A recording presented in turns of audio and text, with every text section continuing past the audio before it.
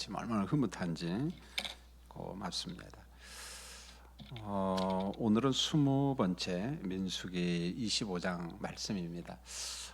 제가 한 3주 동안 목회 휴식을 좀 갔습니다. 그러다 보니까 다음 주 수요일부터 석주는 우리 부목사님들이 설교하고 주일날도 2번만 우리 부목사님들이 설교를 합니다. 담임 목사가 설교할 때보다 부목사님들이 설교할 때 더 많이 오면 좋은 게 우리 부목사님들이 설교하면 그 영상을 녹화를 해요. 이제 때가 되면은 나이가 되면은 다른 교회 담임 목사로 가야 되는데 그냥 가는 게 아니고 설교 영상을 보내주세요. 그게 꼭 와요. 어떤 때는 한 편, 어떤 때는 2편. 그럼 부목사님들이 주일날 설교할 기회가 없으면은 이게 보낼 영상이 없습니다. 그럼 혼자 찍어야만이 돼요. 얼마나 어색한지 몰라요 보면. 그래서 다음 주든 그 다음 주든 우리 목사님들이 설교할 때 설교 영상을 찍어서 거기에서 가장 마음에 드는 것을 보냅니다, 여러분. 그러니까 여러분들이 기도해 주시고 또 우리 부목사님들에게도 좋은 길이 열리도록 그렇게 늘 기도해 주셨으면 합니다. 할렐루야. 예, 중요하죠. 민수기 22장에서 24장 지난주에 공부를 했는데 복술자 아마 좋게 이야기해서 그런데 그냥 무당이다, 그냥 점쟁이다 이렇게 말하면 좋겠어요. 이 발람이라고 하는 사람이 이스라엘 백성들을 향하여 4가지 축복을 예언합니다. 그럼 놀라운 거죠. 신비하죠, 사실은요. 그 4가지를 보면은 이스라엘은 아주 특별한 민족이다. 그래서 홀로 산다라고 했을 때 어떤 외로움 그거보다는 구별된 백성이다, 그런 말이에요. 그 다음에 2번째 무슨 예언을 하냐면 거짓말이 없는 하나님, 우리가 보통 시건치 않으신 하나님 그렇게 이제 배우잖아요. 그러면서 야곱을 해야 할 존재는 아무도 없다. 왜냐, 하나님께서 보호해 주시니까 구별된 백성을 하나님이 이제 지켜주잖아요. 그 다음에 3번째로 이스라엘의 번영에 대해서 아주 구체적으로 예언을 해요. 하나님께서 주신 말씀을 전하죠. 그 다음에 4번째로요, 여러분 얼마나 신비합니까? 무당이, 점쟁이가 메시아 올 것을 예고합니다. 여러분 이거 누구 간섭일까요? 하나님의 간섭이에요. 어떻게 무당이 그런 걸 예언하겠어요? 이게 특별한 거죠. 발람이 하고 싶어서 한 것이 아니라 하나님께서 깊이 간섭을 하는 거죠. 이방의 무당을 통해서 이스라엘의 하나님은 전능자다. 그리고 그 하나님께서 메시아를 보낼 것이다. 이런 아주 특별한 예언을 합니다. 자, 이런 게 모든 무당이 한다, 그게 아니에요. 일반화 보편화시키면 큰일 납니다. 어쩌다 정말 특별하게 하나님께서 이런 간섭을 하시죠, 보면. 그래서 여러분들이 그렇게 알면 좋겠어요. 자, 하나님의 간섭을 받은 이 발람은 하나님께 돌아온 거냐, 여전히 떠내. 자, 불택자죠, 그런 거 보면은요. 그래서 여전히 무당으로 살아가는데 이렇게 4번에 걸쳐서 하나님의 백성들을 축복하는 예언을 했는데 어떻게 해서든지 이스라엘 백성들을 넘어뜨리려고 합니다. 이 발람이라고 하는 사람은 그래서 다른 방법으로 이스라엘 백성들이 화를 당하도록 꾀를 발휘합니다. 잔머리를 굴리는 거예요. 그게 바로 민수기 25장 오늘 읽은 말씀입니다. 여러분 본문 1절을 보면은 이스라엘 백성들이 이제 광야 행진을 쭉 하다가 모압 평지까지 왔는데 어디까지 왔냐면 시딤에 머물렀다, 그렇게 이야기했어요. 여러분 시딤이라는 것은 지도책 보면 요단 동편에 있는데, 자, 이스라엘 백성들이 이곳에서 큰 죄를 범합니다. 모압 여자들과 음행함으로 하나님의 징벌을 받는 곳이 이곳이에요. 시딤입니다. 자, 그러면 1절에 이 여자들은 누굴까? 2절에 보면은 자기 신들에게 제사하는 자들이다, 이렇게 말했어요. 그래서 이스라엘 백성들이 그 신전에서 일하는 여자들과 같이 먹고 신전 제사에 임하고 음행 사건에 휘말려 들어가는 겁니다. 자, 3절을 보면 좀 더 자세하게 나오는데 이런 말씀이 나와요. 여러분 3절을 같이 한번 읽겠습니다. 시작.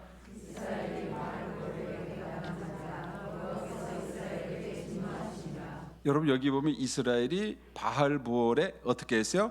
가담한지라 이렇게 말했습니다. 여러분 바알 부올은 지명 이름이면서 부올에 있는 바알 그런 말입니다. 그게 바알 부올에 아마 바알 우상의 신전 그런 신당들이 있었던 것 같아요 보면은.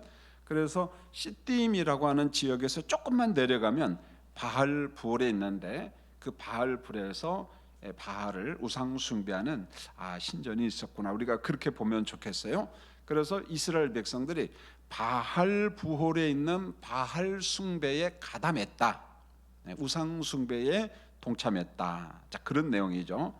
자, 본문에 대한 추가 설명이 민수기 31장 16절에도 나오는데 여러분 31장 16절 같이 한번 읽겠습니다. 시작. 보라, 이들이 발람의 꾀를 따라 이스라엘 자손을 바울의 사건에서 여호와 앞에 범죄하게 하여 여호와의 회중 가운데에 연병이 일어나게 했더라. 자, 31장 16절에 보면 이스라엘 백성들이 누구 꾀에 속느냐면 발람의 꾀에 속습니다. 유혹을 받잖아요. 여기 발람의 꾀라고 하는 말은 이스라엘 남자들과 가나안 지역에 있는 이 바알 신전에 있는 여자 사제들과의 동침이에요. 사실은요, 음행 사건이라는 거예요. 음란 사건이라는 거예요. 왜 그러냐면 바알 숭배 그 의식, 그들로 말하면 일종의 그 예전이죠. 보면은 뭐 우리로 말하면 예배 행위라고 이야기해도 되고 거기에 바로 음행이 포함되어 있는 겁니다. 우리가 크로스웨이 같은 성경 공부를 할 때 많이 배웠습니다만은 고대 중동 지방의 신과는 다신 사상인데 남신과 여신이 언제나 한 쌍으로 등장을 합니다. 남자신, 여자신 한 쌍으로 등장하는데 특별히 그 중에서도 여자신을 더 중요시 여겨요. 그래서 여신은 다산과 풍요의 신이에요. 다산과 풍요를 상징하는 거죠. 신전에서 이런 음행 사건을 보면은 위에 있는 그들의 신이 좋아한대요. 흥분한답니다. 감동을 받는다는 거죠. 그래서 복을 준다는 겁니다. 그로 인하여 신의 자녀를 출산한다, 풍요의 결실을 맺을 수 있다, 이런 논리로 접근하는 거예요. 그러니까 사람들이 거기에 빠져 들어가는 겁니다. 왜요? 풍요의 복을 준대, 돈 준대, 부자가 된대. 여러분 바알 숭배는 그래서 돈 숭배예요. 지주가 되자고 하는 거예요. 부자가 되자는 그런 논리거든요. 보면은 여기에 이스라엘 백성들이 빠져 들어가는데 이 꾀를 누가 냈느냐? 발람이라고 하는 사람이 이 꾀를 냅니다. 자, 성경은 이번 사건을 평가를 하는데 이렇게 평가를 합니다. 신명기 106편 28절에 보면은 바알 부올과 연합하여 제사 음식을 먹고, 이런 표현을 해요. 제사 음식을 먹고, 이 제사 음식을 보통 귀신의 음식이라고도 이야기해요. 그 다음에 호세아 9장 10절에 보면은 이것을 두고 가증한 일이라고 했는데 앞에 이런 말이 나와요. 그들이 바알 부올에 가서 부끄러운 우상에게 몸을 들임으로, 이런 표현이 나와요. 음행 사건이에요. 단순히 제사 음식만 먹은 것이 아니라 음행에 가담했다는 겁니다. 음행에 가담했다. 그래서 이 바알 부올 사건을 두고 오늘 성경은 뭐라고 평가하냐면 아주 가증한 거다, 하나님 보시기에 아주 가증한 것이다라고 이것을 갖다가 평가하고 있습니다. 여러분 잘 보십시오. 이스라엘 백성 언약 백성이잖아요. 광야 사건을 통해서 하나님의 일하심을 정말 많이 봤잖아요. 물론 하나님을 원망하고 징벌도 받지만은 또 순간순간 많은 기적을 경험하잖아요. 그럼 하나님 편에 붙어 있을 법하거든요. 하나님 말씀에 매여 살 법한데 그저 순간순간 격길로 갑니다. 제가 어떤 책을 봤는데 고든 맥도날드라고 하는 사람이 이런 글을 썼어요. 사람의 내면에는 고삐가 풀린 야생마가 있다, 이런 말을 썼어요. 자, 우리 마음에는, 사람들 마음에는 고삐가 풀린 야생마가 날뛰고 있다는 거예요. 하나님의 말씀과 성령의 통치로부터 자꾸만 이탈하려고 하는 그런 야생마,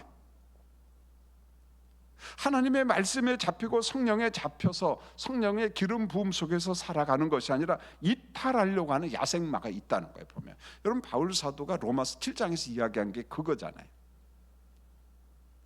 정말 내 의지는 하나님의 법대로 살고 싶어 한데 원하는 바 선은 행하지 아니하고 나중에 보면 어디가 있어요? 이상한 데가 있다는 거예요. 하나님께서 가장 싫어하는 쪽에 가 있다는 거예요. 여러분, 대사도인 바울이 그런 고통을 이야기해 놓은 거예요. 얼마나 힘들었으면. 여러분, 세상 산다는 게 내 의지만 가지고 살아간다는 게 힘들다는 거예요. 우리 안에 고삐 풀린 야생마가 있다는 거예요. 그래서 자꾸만 옛사람, 옛습관으로 가고자 폴짝폴짝 뛴다는 거예요, 보면은요.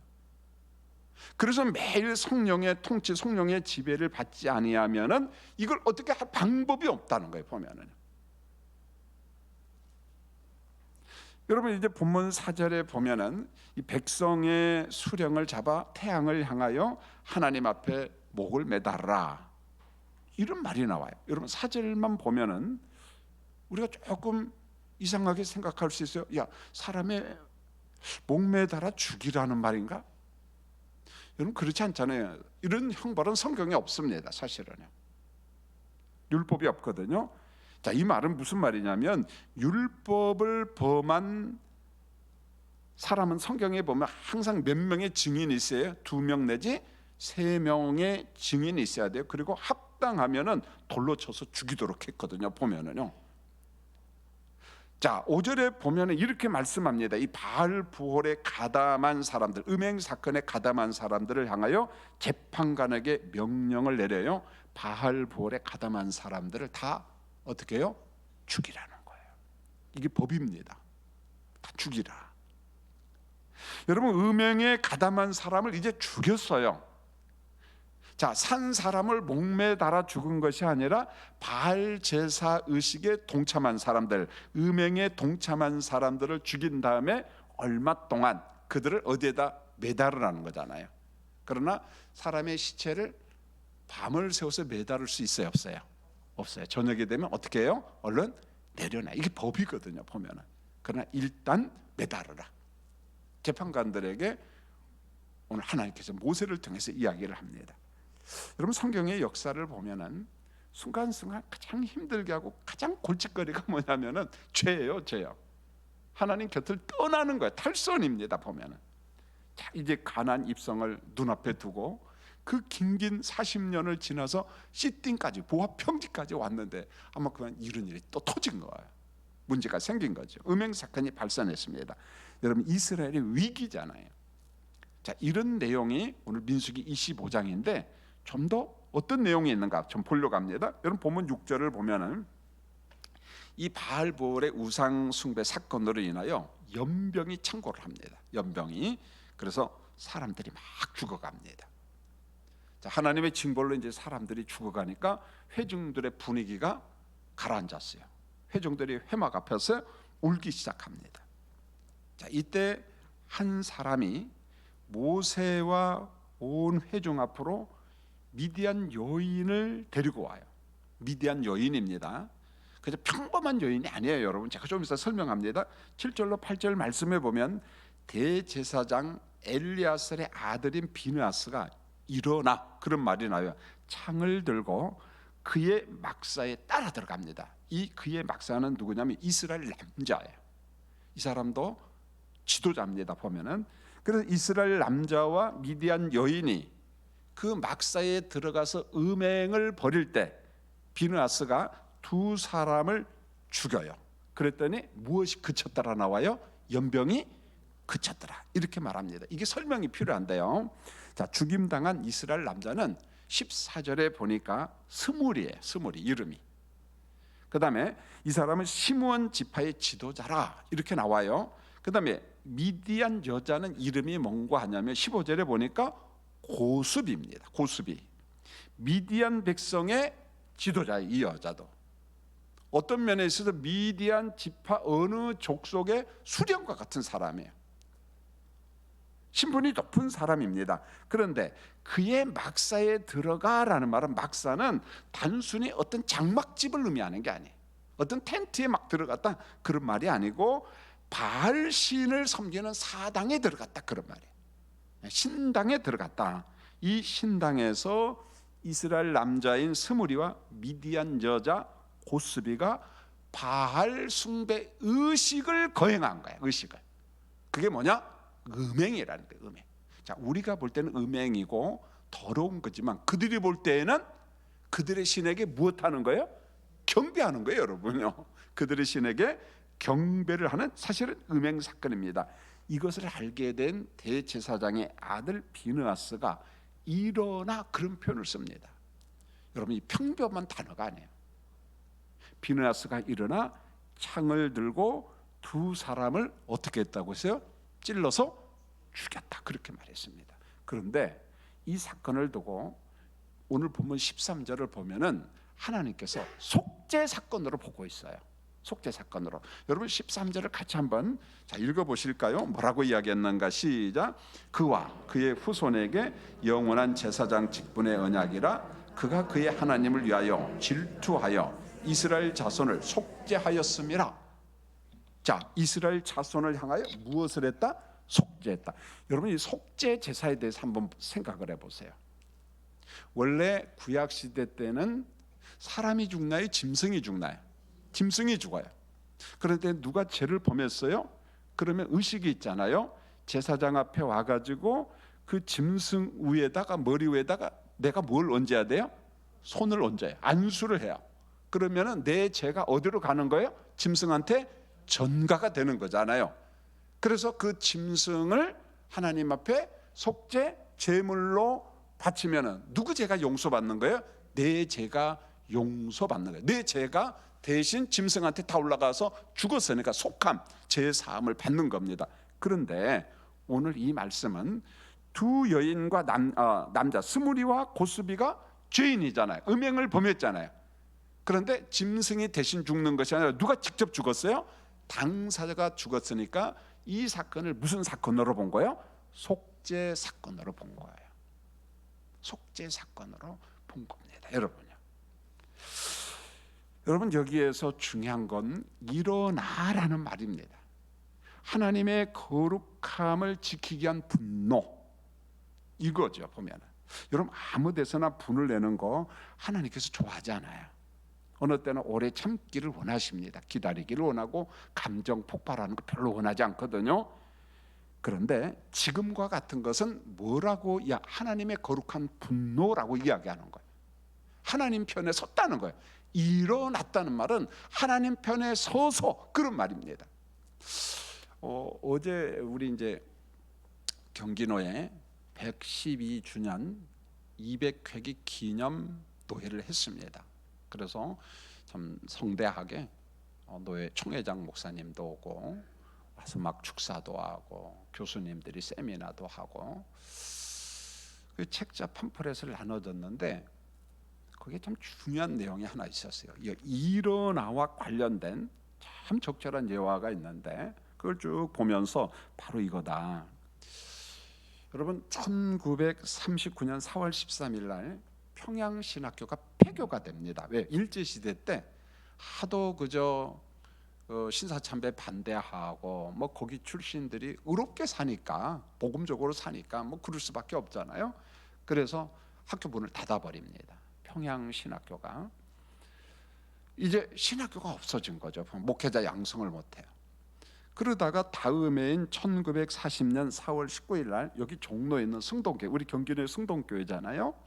거기에 평양신학교가 폐교가 되니까 조선신학교가 생겨요. 조선신학원이 생깁니다. 왜냐하면 목회자 양성을 해야 되니까. 그래서 승동교회에서 시작을 합니다. 조선신학교가 설립이 돼요. 우리 경기도의 이 승동교회는 대한민국 교회 기독교 역사의 증인이에요. 보면은 참 멋진 교회거든요.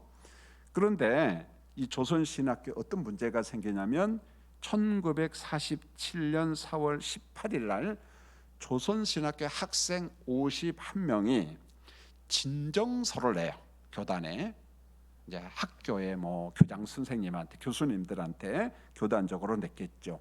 51명이 진정서를 내는데 그 진정서 내용이 뭐냐면은 그 당시 미국에서 공부하고 온 교수님 가운데 김재준 교수라고 있어요. 김재준 교수. 이분이 성품 자체가 원래 조금 자유주의적인 성품이 있어요. 미국에 유학 가기 전부터 일본에 가서 그런 신학교를 좀 다닙니다. 좀 자유스러운 그런 그 학교에서 공부를 하다가 또 미국에 가서 그런 공부를 해요.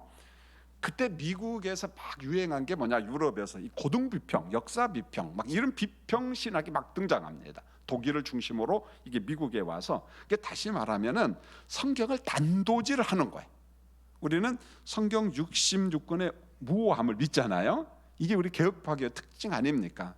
그런데 독일을 중심으로 해서 어느 부분은 하나님의 말씀이고 어느 부분은 뭐 편집된 것이고 어느 부분은 신하고, 그러면서 막 성경을 막 난도질을 합니다. 보면은 그걸 학생들한테 가르치니까 귀가 쫑긋한 거죠. 아니 저건 뭐야?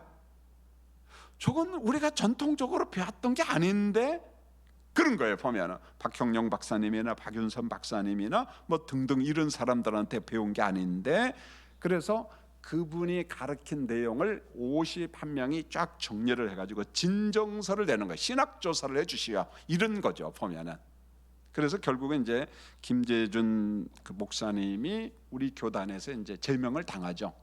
그리고 난 다음에 세운 학교가 한국신학대학이에요. 그럼 아하 그래야죠, 여러분요. 그게 교단적으로 무슨 교단이냐? 기장치계. 우리는 볼 때 김재준 목사님이 자유주의 신학자고 고등비평하고 이렇게 사람이지만, 또 그들이 볼 때는 어떤 사람이에요? 선각자다, 그렇게 볼 수 있지 않겠어요? 그런데 저는 그 51명의 그 학생들의 이름을 보니까 우리 한국교회에서 중요한 역할을 했던 사람들인데 바로 이런 거예요. 엘리야살의 아들 비느하스가 그것을 보고 가만히 있는 게 아니고 창을 들고 일어나 창을 들고 하나님 편에 서서, 하나님 편에 서서. 여러분 이게 대단히 중요하다는 거예요. 하나님 편에 서서. 여러분 오늘 우리 시대에 한국교회, 여러분의 심령 속에, 제 마음 속에 매사 그냥 사건사건 분노 내고, 그거 좋은 분노 아니에요. 거룩한 분노 아닙니다. 절제해야 돼요. 스톱 해야 됩니다. 우리가 행동주의 치료 공부하면서 내 마음에 분노가 일어날 때마다 스톱 의치자고 이야기했잖아요. 그러나 어느 때는 일어나야 된다. 하나님 편에 서서. 이게 얼마나 중요한지 몰라요. 여러분 이번 사건으로 전염병이 창궐해가지고 순간 몇 명이 죽었다고요? 24,000명이 죽었어요. 24,000명이요. 여러분 죄의 오염 전이 얼마나 무서운가. 우리 여기서 끔찍한 걸 느껴야만 해야 돼요. 여러분 민수기 25장과 출애굽기 32장의 사건이 너무 유사해요. 여러분 한번 비교해 보세요. 성경을 조금 아는 사람 이미 비교가 쫙 나옵니다. 여러분 민수기 32장을 보면은 모세가 시내산에 올라가서 말씀을 받으려고 기다리고 있잖아요. 말씀을 받습니다. 근데 더디 내려오니까 백성들이 누구한테 찾아가면 아론 지도자한테 찾아가가지고, 모세 지도자가 더디 내려오는데 우리를 인도할 좀 신을 만들자. 그러니까 아론이 여러분 가지고 있는 금부치 좀 가져오세요. 이런 데는 잘 갖다 내 보니까 헌금하라면 안 하면서. 그러니까 사람들이 엄청나게 금을 가져와요. 뭐 아론이 얼마나 거짓말도 잘, 불 속에 던져진 금송아지가 나왔대. 조각한 거거든요. 그게 황당해, 이 아론도 보면은요. 그래서 금송아지를 딱 만들어 놓고 출애굽기 22장 32장 4절에 보니까 애굽 땅에서 인도하여 낸 너희의 신이다. 여러분 아론과 백성들이 엄청난 탈선을 한 겁니다. 엄청난 탈선이에요. 하나님의 거룩함으로 분노한 모세, 이게 뭡니까? 오늘 본문에 있는 비느하스하고 똑같은 거예요. 일어나요, 일어나. 그래서 출애굽기 32장 26절을 보면 누구든지 하나님 편에 있는 자는 내게로 나오라. 그랬더니 누가 나왔어요? 레위지파가 일어났습니다. 그리고는 모세의 명령을 따라 뭘 들어요? 칼을 듭니다. 쉬운 게 아니거든요. 내 옆에 있는 형제, 친구, 이웃을 칼로 칩니다. 이때 3,000명 정도가 죽습니다. 여러분 하나님의 진노가 멈춰요. 하나님의 진노가 멈춰요.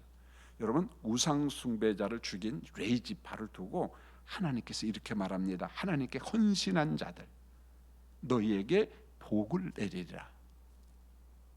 헌신이란 우리만의 단순한 열정이 아니라는 거예요.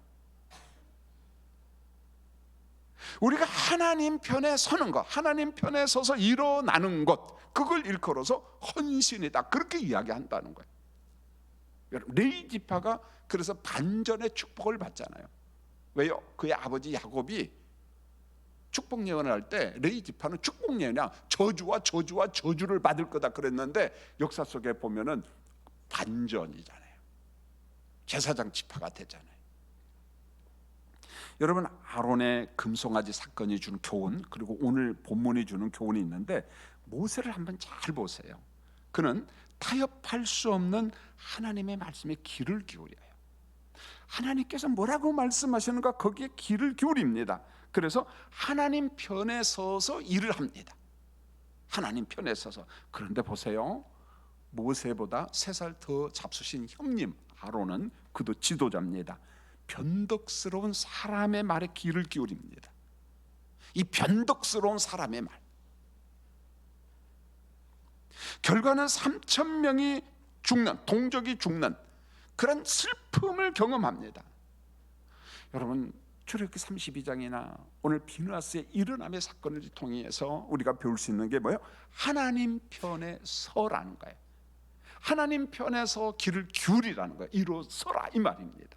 오늘 수요 예배 오신 성도님들, 매사 말씀에 잡히고 성령에 매여서 하나님 편에 서는 우리 교인들이 되기를 원합니다. 그럴 때 하나님이 기뻐하시고, 그게 헌신이에요. 그런 사람이 있을 때 교회가 멋진 겁니다, 여러분. 하나님 편에 서라는 거예요. 자, 본문 10절로 11절에 보면은 비느하스가 창으로 우상 숭배자들을 죽인 사건을 두고 이렇게 말합니다. 하나님의 질투심으로 질투하여, 하나님의 질투심으로 질투하여 이스라엘 자손 중에서 내 노를 돌이켜 그들을 소멸하지 않았다. 이게 무슨 말이냐면, 더 죽일 수 있는데 24,000명이 아니라 10만 명도 죽일 수 있는데, 하나님 편에 서서 일한 비느하스 때문에 24,000명만 죽이고 중단했다는 거예요. 하나님의 진노가 끝났다는 겁니다, 여러분. 누구 때문에요? 비느하스의 헌신 때문에, 이 말이에요. 보면 하나님께서 비느하스에게 여러분 얼마나 축복하는 줄 아세요? 본문 12절로 13절에 보면은 비느하스가 받은 약속이 이런 건데, 그에게 내 평화의 언약을 주리니 죄를 사하는 제사장직을 약속받습니다. 여러분, 죄를 사함받는 평화가 뭔 줄 아세요? 정말 우리 가운데는 죄가 용서함을 받을 때, 제사함을 받을 때 우리 안에 고요한 평화가 옵니다, 여러분. 놀라운 평화가 찾아와요, 보면은. 그래서 그의 후손들이 영원한 제사장의 직분을 누릴 것이다, 이 약속을 받습니다. 하나님 편에 서니까. 여러분, 참 놀랍잖아요. 하나님 편에 서니까 하나님 축복하시고. 자, 본문 17절에 보면 미디안을 치라 그랬습니다. 18절에 보면은 발람의 꾀로 인하여 이스라엘이 당한 고통이 너무 컸는데, 여러분 18절을 같이 한번 읽겠습니다. 시작. 이는 그들이 속임수로 너희를 대적하되 부올의 일과 미디안 지휘관의 딸 곧 부올의 일로 연병이 일어나 죽임을 당한 그들의 자매 고스비 사건으로 너희를 유혹하였습니다. 자, 이렇게 말합니다. 24,000명이 죽는데, 여러분, 여기에서 죄는 전이 돼요. 죄는 전이 됩니다. 은혜도 전이 됩니다. 놀랍죠? 여러분, 죄는, 오염은 이런 것 같아요. 조금 전에 제가 예화를 드는 것은 고삐 풀린 망아지 같아요, 보면은. 이게 옆 사람한테 자꾸 전이가 돼.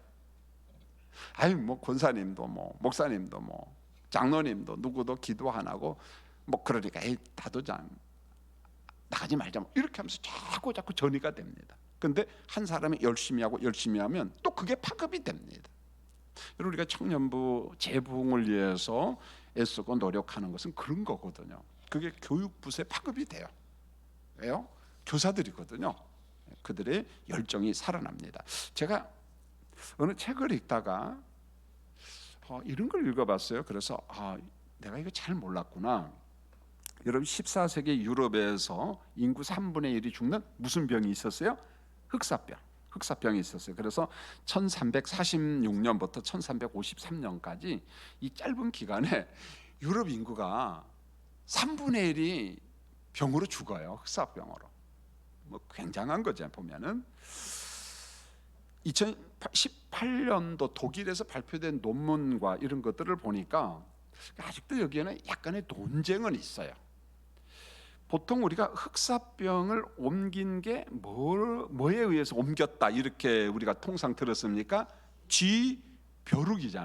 쥐벼룩이 병을 옮겨서 많은 사람을 죽였다. 근데 여러분 인터넷이나 이런 데 한번 검색을 해보십시오. 저는 깊은 검색은 안 해봤을 때는 그냥 책을 통해 가지고 제가 읽었는데 이 전통적인 견해를 뒤집는 논문을 발표합니다.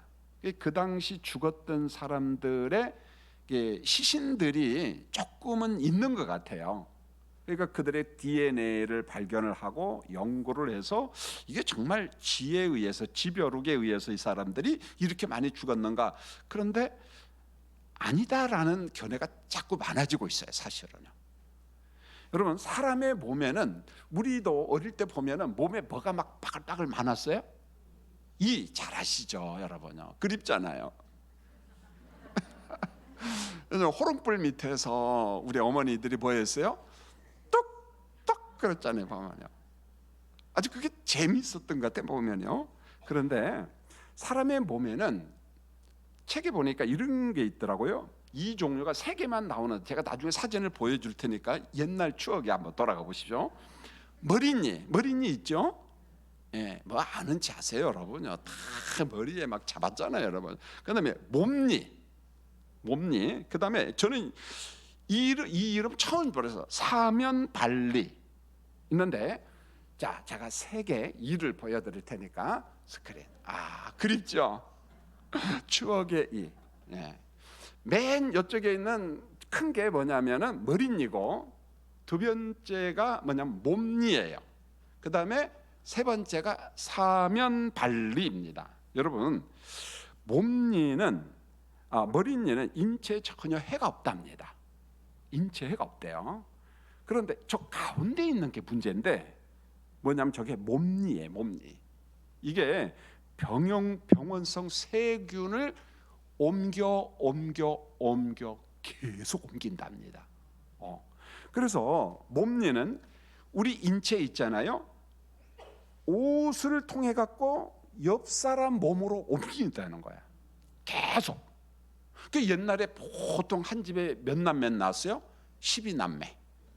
뭐 8남매. 그러니까 방은 좁으니까 어디에서 잤어요? 그냥 한 이부자리에서 자다 보니까 그냥. 그런데 또 그들이 어디 가요? 학교도 가잖아요. 또 만나잖아요. 그러니까 어떻게 또 옮겨. 여러분 이 패스트는 쥐벼룩이 옮겼다는 설은 점점 약해지고 있어요. 주범이 누구냐? 몸니로 보고 있어요. 몸니로. 과학자들이 연구를 해가지고 DNA를 연구를 하고 몸니에서 이 병이 옮겨지기 시작했다. 그렇게 봅니다. 그 몸니는 위생 사태가 좋지 않은 환경에서 엄청나게 번성을 잘한다는 거예요.